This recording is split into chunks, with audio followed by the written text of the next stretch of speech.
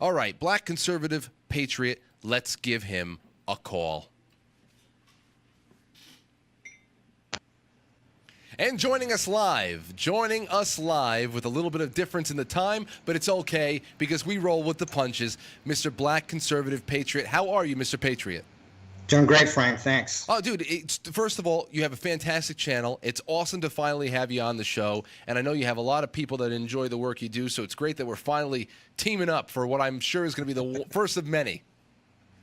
Yes, I agree with that. So you're from my neck of the woods over here.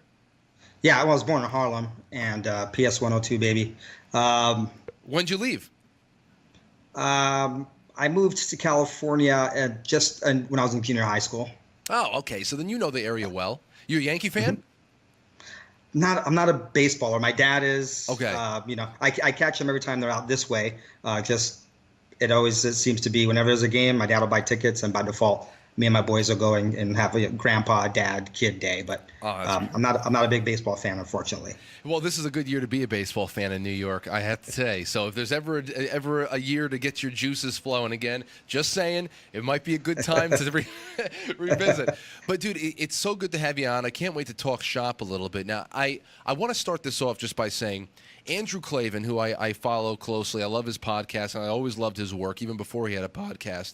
He had said very concisely last week that last week was the week, even though it's a little redundant, it was the week that the media shamed itself. Number one, especially since what we're seeing right now is that more and more, especially the New York Times, but it's the entirety of the media. We know that the New York Times and the FBI have been working close together. We know that CNN has a very special relationship with our national intelligence team and James Clapper and Andrew McCabe. We know how very closely tied in together both the agencies of our government, the administration of our government, and the media is at this point. But what we're seeing now is not only are they friendly, but they have been tipping their hand as to how every time there's going to be a major leaking or breaking story in the way that these investigations are going, or how we learn about how these investigations were handled, or how the government just runs behind the scenes, there is always some kind of damage control that is released through these media outlets beforehand to start spinning it again. Case in point. First, we're told that it's the dossier that started this investigation. Once we realize that the dossier is nonsense, we hear, no, it's George Papadopoulos. Then we're hearing about Crossfire Hurricane. And now, like we were saying before on the phone, at one point we were called kooks for saying that there was any spying going on. Now Clapper is saying it's a good thing that there was spying going on. They're trying to help everybody. What goes through your mind with all this stuff? Well, it's the spin that's always been there. Not to beat a dead horse, but if you go back to obviously Operation Mockingbird, there's been, it pretty much works out this way. The outlets that you described are just mouthpieces for the deep state intelligence community, and then you have like the Washington Post, which is in bed with the State Department. So when exactly like you said, when something's about to come through, they all go in to damage control. They're given the talking points, and I'm sure, Frank, you may have seen the video where it shows all the different news outlets throughout the country saying the same exact script, word for word. So they're told what to say. I mean, I don't know why we have this reverence, especially for we call them journalists, these news personalities that we see on CNN, Fox, whatever the case may be. A majority of them are just actors. They're faces in front of a camera reading a script. And then many of the news outlets, the Times, the Post, et cetera. You look at the WikiLeaks, you look at the John Podesta emails. We're only getting a glimpse of the coordination between these bad actors in the government, shadow government, deep state, whatever you want to call them. Absolutely. And the supposed journalists. Yeah, you said actors, and it's so amazing because just what they cover. Like you think about Don Lemon, you think about you think about what's his name, the other one, the Silver Fox. What's his name? Anderson Yeah, Cooper. Anderson Cooper. These guys that go out there every night, Joe Scarborough and his girlfriend. These people that go out on the television every day, and they have this news. And it's not just so much that they're giving you information. There's an act that goes along with it. Everybody with the quivering lips. They cry every other week. You would think, when I watch them cry, it's the most amazing thing. And when they actually shed tears, I'm saying to myself, they are crying as if they're watching footage of, the Dachau or Auschwitz or something like that. And if it was really that bad, how the hell is it that the next week they're not crying? I don't understand, but the acting is just, the tells are amazing. Yeah, no, it's amazing. My wife is from southern Mexico, right? And she has a joke that when it comes to telenovelas, the Mexican soap operas, an actor is judged by how quickly and how on the dime they can start crying. And I think that's the same motto that these Mockingbird puppets live by. You got to remember, people that are in this realm, whether it's entertainment, whether it's news, they live in this bubble where it's always like they're congratulating each other, giving each other awards, and trying to please each other and one up each other. And at this point, it's almost comical looking from the outside in. They're in some bubble thinking that they're going to touch and influence people with their false emotions. A lot of people are waking up. Not everyone's awake, but there's a lot of people waking up now. They could just see the charade, the farce, the circus that it really is. Well, you talk about the false emotions too. You think about people like Kathy Griffin. You think about people who show up to the fake outrage. Yeah, you show up to the press dinner. Like, first of all, no one told Kathy Griffin to hold up a bloody head that's supposed to be the effigy of our president. Mm-hmm. Holds up a bloody head. She suffers backlash from public. I mean, she wants to put this out in public. She suffers a backlash from it, and she starts crying about how the president broke her. It's like, stop. Just stop this. And the other thing, too, is when you say, I love how, like, for example, Chris Cuomo just this past week, he told Rudy Giuliani that he really does think about it from time to time, that this president could really throw him in jail at any moment, which is absolutely ridiculous. And they feign this act of being oppressed and being put under enormous pressure from a president, and as if they're really living in Soviet Russia or something like that. In the meantime, they go to this the press correspondence dinner or something like that, and you see when they go up there and they have their shot, they congratulate each other for being victims, and then they come out with the most vile attacks. Now, listen, I'm not the one to shy away from dirty humor or anything like that, but people who are oppressed, they don't have this kind of gusto. This is all an act. They are in control of everything, and they're managing perspective. I think one thing that has been cracking for them lately, though, is the idea over what demographics they control and whose loyalty will be unquestionable. And the first thing I would have to say is that within the last couple of weeks alone, the loyalty of black males has been pretty shaken. And not to say that there's been a total turnaround, but there's a crack in the facade. Now, as a black male living on the West Coast, what have you been seeing just from the media, and what have you been seeing around you? Has there been anything that's been lightening? Not so much that there's a party switch, but that people are starting to think a little bit more independently, because I don't care about parties. Yeah, no, the two-party, that's just a false economy, right? As far as, here's one thing that I say on my channel. I speak for me, right? I really can't speak for other black individuals. That's unfair, because we're all individuals, right? I'm a sovereign individual unto myself, and I think for myself. That being said, obviously I'm a black male, and I have a perspective as a black male, and I have black friends and black family members. Before the run-up to Trump, there were a lot of us, well, not me, I'm not really in that. I've always been very, very vocal. I'm half black, half Puerto Rican. It's just I was raised to be loud and be heard. But a lot of folks just, in the black community, a lot of black males have actually been supporting Trump, have liked Trump, but they've been like, they haven't come out of the closet, if you will. They feign that they're still on the Democrat side, but they voted for Trump. I mean, I can tell you in Harlem, for instance, Trump always had a very, very good reputation. I mean, he hired a lot of black people to work on his construction projects on Lower Manhattan and a lot of his projects. You actually, I mean, if people really want to see it, go and Google and look at old footage of Trump, building and doing things. You'll see a lot of black and Hispanics. You'll see a lot of women, right? Obviously, that's against the narrative that they were trying to portray before the run-up. But blacks have been supporting Trump a lot, not en masse, up to the election. Now, with Kanye West and Candace Owens and other folks, people feel a little bit more emboldened to come out. And it was just a matter of time, really, at this point. It's funny. Well, it's not funny. It's actually sad that we have to refer to it as coming out now. It really is. But that's the other thing too. Dude, thanks so much. I'm serious. I need help right now.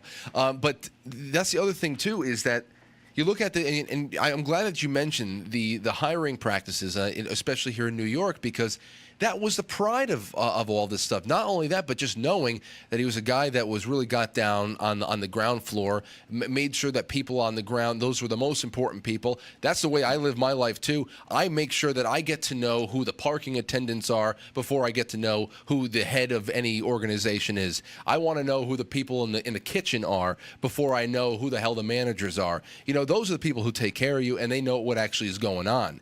And it's really amazing to see all that get lost in just to be offered up to a this idea of a very, very short-sighted political objective, and it's actually backfiring on them. So it's great to have that perspective on there too. I'm grateful to have you on for that too. And as far as this other thing too, you want to talk about things that have been backfiring, even just the MS-13. This is another thing that happened recently with the media, especially when I was away. I noticed that there was this big backlash when they were President Trump was addressing how MS-13 was being cracked down on and whatnot, and he started referring to them as animals and subhumans as they are. I mean, it's one of the most violent gangs out there. We've known about MS-13 just through Discovery Channel documentaries on prison life and all that stuff and who's the most violent. I've known about MS-13 for years before Trump. All of a sudden, he calls them animals and says that and accentuates how he's cracking down on them. And the media goes out of their way to equate them to immigrants. Equate them to immigrants so that they can say that Trump was calling immigrants from below the border, from south of the border, animals. That he was, it was beyond, and it didn't work. Which is another thing, which is why they just keep shaming themselves. But, I mean, what about you? Do you have any insight on MS-13 and all that stuff, especially having a wife from south of the border as well? What's that like? Well, essentially, you would ask, Frank, because I just want to make a quick point that kind of follows this when you're talking about the crying and the overacting by the so-called TV journalists. It's an act, right? It's the same thing of victimization. So there's a huge stretch when this Mockingbird media, this legacy media, is trying to make MS-13 a victim. Now, MS-13, like you, I've known about him for years. I actually, I used to work for Arthur Andersen, and I had nothing to do with Enron, by the way. And I had a manager, and I started a business together. And this manager was from El Salvador. And we went, we made trips down to San Salvador in El Salvador, and we made presentations. We were drumming up business, so we're meeting with businesses, getting clients, and it was going really well. And there was a client that met with my partner, and she was a female, and offered to take her home. And she got in the car and went home with this individual. Now, I'm not going to say who this individual is, but let me just say she's very well connected in El Salvador. I went to the house of her uncle's house, and I've never lived so lavishly. I was surfing on a private beach and having people come out and bring me food, to the beach. It was crazy. So that's the kind of caliber of family that she comes from in El Salvador. And when she got a ride from this gentleman who took her home, nothing happened, but her family went into a rage. This is about 15 years ago, all right? Her family went into a rage because she was not aware of the danger of MS-13 and how she could have been kidnapped, she could have been raped, it would have been extortion, and all the terrible things that happened. That's when I first learned about MS-13. They started in LA, but they obviously are Salvadorian. And that's when I really found out about how their network works across borders. 15 years ago, her family was worried that she could have been grabbed and trafficked and raped and killed, and they would have extorted money from the family for ransom, but she probably would not have been delivered alive, even if they had paid. And of course, you're like, just to accentuate what you just said, that's 15 years ago. And yes. Now you have 15 subsequent years after that of pretty much open border policy across a few presidencies, and just millions of people that have come in unvetted. And not necessarily that they come that people, even though that it's happening, people come in already as initiated gang members. But once you come in and you have no skills, you are illiterate, you're really disaffected as far as not knowing what American culture is and where you fit into it, because you came in such a bad, disadvantageous way. But when you're already here and you're trying to look for a way to step in, of course, gang activity is one way that you find a place where you belong, where you find a place where you have peers that you identify with, that speak the same language, that do the same things. You can make money without having to so that you can skirt the system of identifying yourself. You can make money that way, and of course, you leave that cycle to 15 years. I mean, that's an entire generation. So it is. So it is. And if you allow me to tell you, it's actually Please. more nefarious than that. When they had this open border, unaccompanied minor, caravan, under Obama, when we had this so-called unaccompanied minor crisis, Frank, was actually more nefarious than that. It wasn't just a matter of these kids coming in.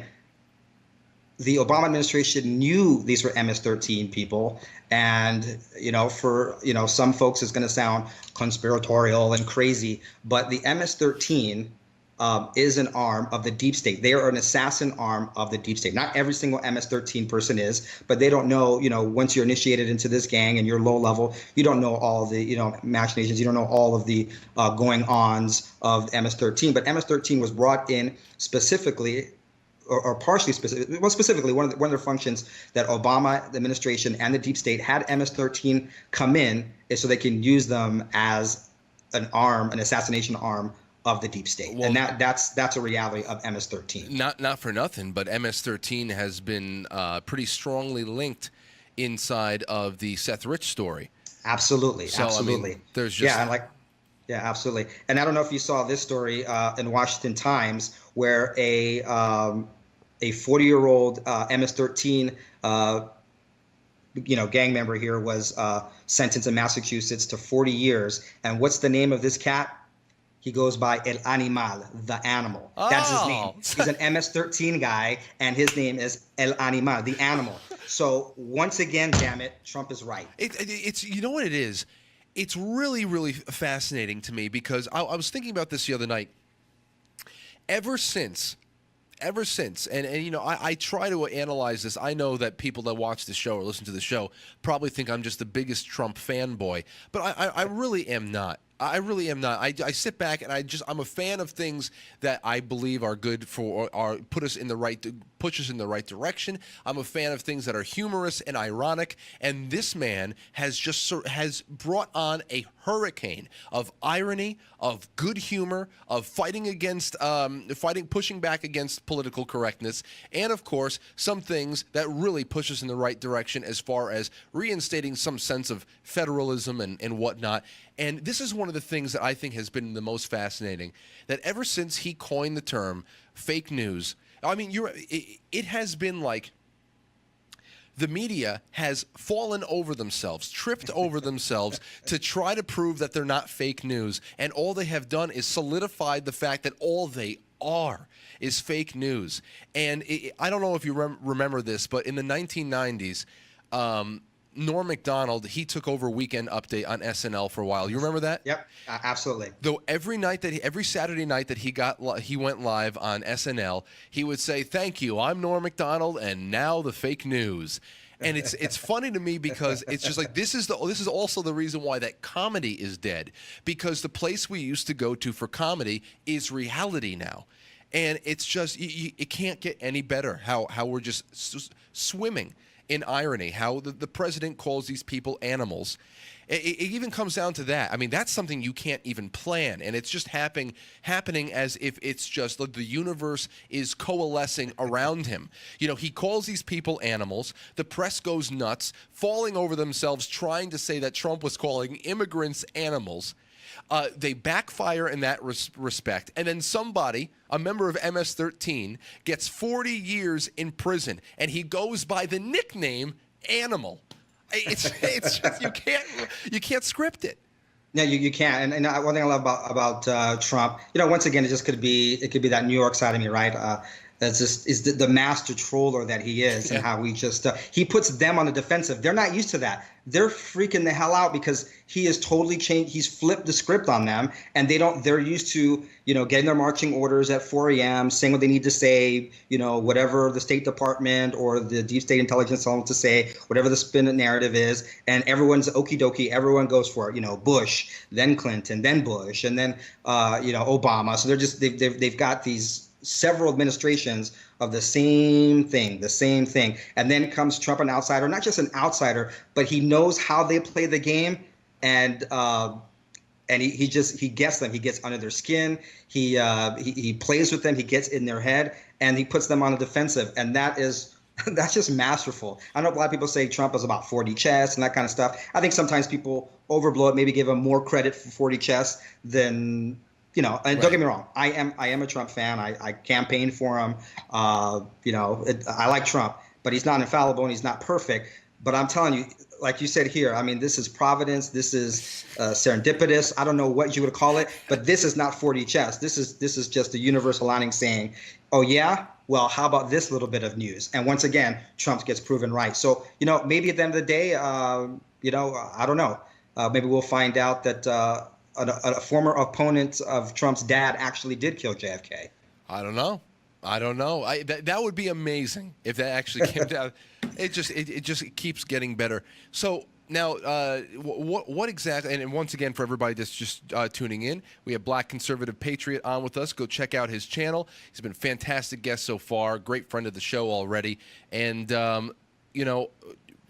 outside of that, we're talking about media foibles. We're talking about MS-13, we're talking about the flip-flopping and the shielding and the working hand-in-hand with the intelligence services here. And once again, just to put it out there, it is not the intelligence community as a whole. It is the people at the top. I mean, I feel worse and worse for the people, the good cops out there who always want to go out there and try to get the bad guys and put them away. And then, of course, you have these cops that abuse their power, authoritarians that abuse their power that we see on all levels, local levels, and now the very top of the food chain. But then again, the fish rots from the head down. And you don't get to the top, Frank, unless you're willing to play ball and join the cabal and play by their rules. Right. So yeah, it's not just a matter of the top, the fish heads thinking you don't even get to the head if you don't already stink. Exactly. So with all that being said, where do you put most of your attention? Like, what storyline is the most compelling to you now?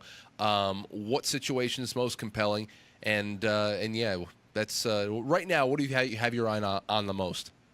Right now, what I'm looking at and investigating, you're probably in the same position I am. I wish I could just do this full time, just Absolutely. All I could do is just research everything. I wish I could clone myself and have one of myself researching the other, and then the other one of myself making videos for everything my clone researched.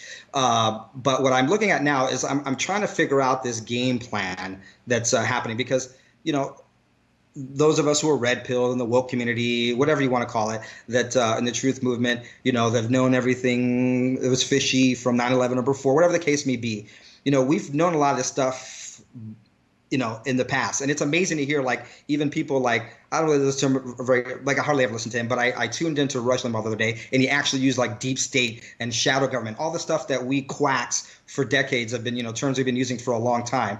And so I'm seeing this, like, this switch over, or this this slow but sure turning of the page where all the things that seemed, conspiracy theory wacko in the past is becoming self-evident, almost kind of like an Oppenheimer thing where what is it, that first it's violently opposed, then at the end it becomes self-evident. So what I'm trying to see is how has this shift happened so far, and what can I do as a YouTuber and as a person in the truth community to do my part to really turbocharge that, to supercharge it, so that we can wake more people up. And that's kind of what I'm concentrating on, is how can we move masses of people into realizing, into waking them up, into realizing, hey, this is what's really going on.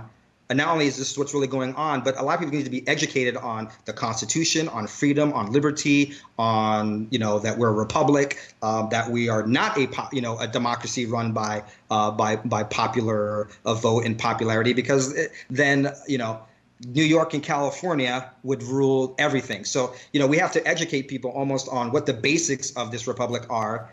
At the same time, we have to wake them up on how our republic is under attack. So that's kind of where my focus has been, how I can, as one person, as part of this larger movement, can help people, wake them up to what the reality is and how we're being attacked, or how we have been attacked. But I'm positive, Frank. We're in a point where people are waking up, and I think we're in a good place. But I'm an impatient man. I like to see it happen faster and do my part to kind of expedite that, if you will. And I think that's why we click so much, because I have been completely on that same page, where none of this stuff matters if we don't fix the culture. And that's the only thing that I concentrate on. And in American culture is a culture of rugged individualism. Now, I know we have less and less frontiersmen out there, but I'm just saying, in general, know your Constitution, know federalism, know our history, know why that matters. And if you know that, then all of the things that are causing problems in the world, all of the things that have led to our military being deployed around the world, like it is the plaything of the international community and of central bankers around the world, all of that goes away. Your suspicion of the Federal Reserve and the way that our monetary system is set up, all of that goes away. All of our problems go away if you start reconnecting to the culture that we've been disconnected from in order for these problems to take root. So it's so important what you're doing. I believe it to be the most important thing to do, because the second that we make that reconnection is the second that everything else becomes simpler, and it's the second that all the negative things that we believe we're involved in around the world, and all of the connections that we have to nefarious forces and people around the world, become severed, whether they like it or not, and whether or not the people at the bottom really know about all of these grand conspiracies to take over the country. I always say it's the hardest thing in the world to even get somebody to understand what they've just seen from Project Veritas.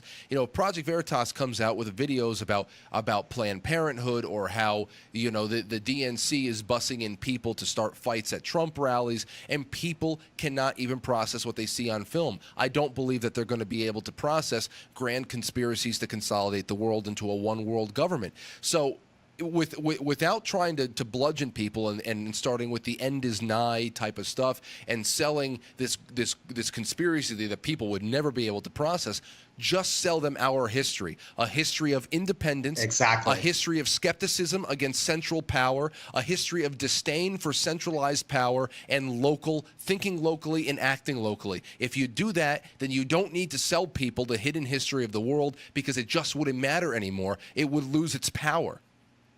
Yeah. I like you said, we're on the same page of this. The first battle is educating people on the Constitution, on liberty, on individual freedoms, right? And then when they buy into the fact that the United States of America was founded by people that wanted to escape the elites of Europe, and then all the immigrants that came from Asia, from Africa, from other places, they wanted to escape whatever despotic government they had over there, or whatever tyranny they had over there. They wanted to come here. That is the essence of America, right? That's the melting pot. The melting pot is leaving tyranny behind and coming to freedom. Once people their eyes are open to, this is a place that's anti-tyranny, then they can start to see the tyranny around them, and then they kind of wake up themselves when they realize these are the freedoms that God has given you, that the Constitution, the Constitution recognizes, and the Bill of Rights recognize these God-given freedoms and liberties that we have, and then people go, wait a minute, these are my freedoms.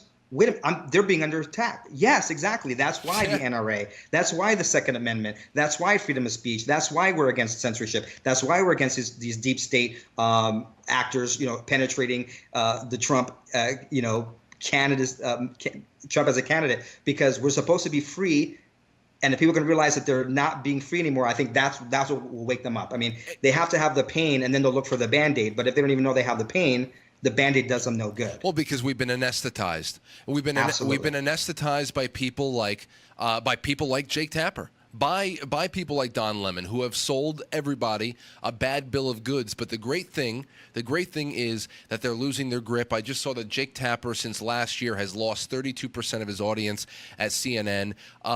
They're losing their grip. And the way you were saying this before about how you wish you can do it, full time. It's getting to a point now where I see the light at the end of the tunnel, and I think I might be able to do it full time. And the reason why you and I are in a position where we're going to be able to do this full time and dedicate our life to our passions and having conversations and trying to just pull people in and just immerse ourselves in this is because of one thing, and it's something that I usually thank people over and over again who contribute to me on Patreon, especially when I see people pledge to the Patreon that support maybe 6 or 7 other creators, people just like you, people all over the place.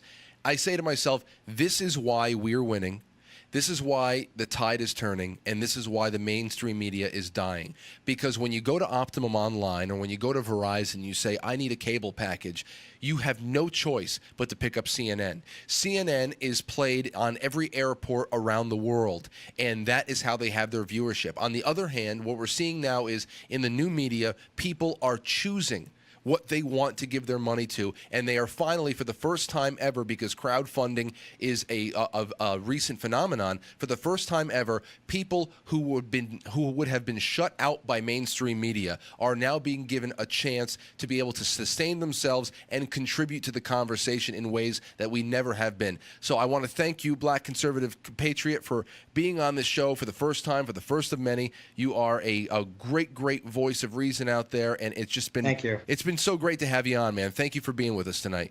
No, thanks for having me on. Please plug all of the URLs and all your channels. Let everybody know where to find you. Well, you can just find me on YouTube, Black Conservative Patriot. Interestingly enough, I've gone to my personal account and my children's account, and sometimes we put in Black Conservative Patriot in in YouTube, and I won't come up as a channel. They'll show you videos of Black Conservative Patriot this or that, but not the actual channel. So if you just go to YouTube /C/Black Conservative Patriot, I'll come up, and I'm on Twitter at Black_C_Patriot, and on Instagram and Facebook at black.conservative.patriot.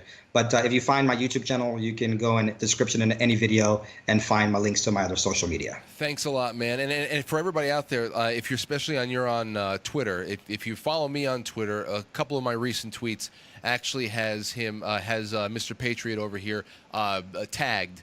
So if you want to just go to some of my recent tweets, you'll find them eventually. And there you go. Hey, it's great having you on, man. It'll be very short before we have you on again. Absolutely, Frank, baby. Thanks a lot. Appreciate it. Take care, brother man. Be well. All right. Ciao. There you go. I call him brother man, and he says ciao. That was interesting. The Italian says thank you, brother man, and the black guy says ciao. That was interesting, completely unscripted. That's why this show is amazing.